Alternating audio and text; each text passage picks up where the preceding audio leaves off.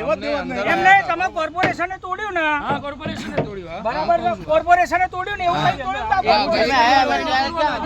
મારી વાત હમણાં, મારી હોટલ હતી એ તમને ખબર છે ને? અંદર સામાન હતો ખબર છે ને તમને? અડધી અમે આયા ત્યાં તૂટેલી હતી. અડધો સામાન પડ્યો તો ખબર છે ને તમને? બરાબર, તમારા માથે રહીને તોડાવડાયું. ના ના, અમે માથે કઈ વાંધો નહીં.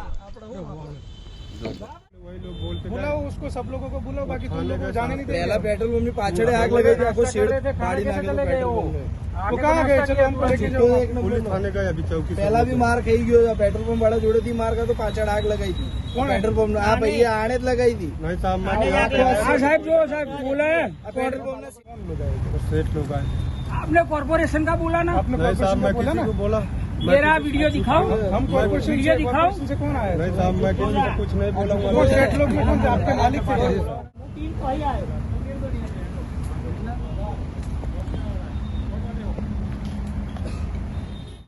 જે નાના ચિલોડામાં જે અત્યારે જે દુકાનોનું ડિમોલિશન થયું, 3 દુકાનો છે જીઆઈડીસી ના પ્લોટની અંદર, જીઆઈડીસી વિસ્તારની અંદર આવેલા છે, પ્રાઇવેટ પ્લોટ છે, એની અંદર 3 દુકાનો હતી.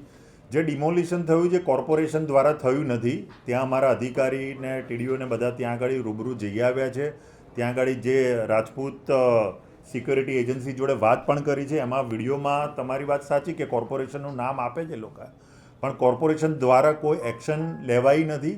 અને જેને પણ આ દુકાનોનું ડિમોલિશન કર્યું છે એની એ જે એજન્સી હશે એની ઉપર અમે પોલીસ ફરિયાદ પણ કરીશું અને એની સામે કાર્યવાહી પણ કરીશું.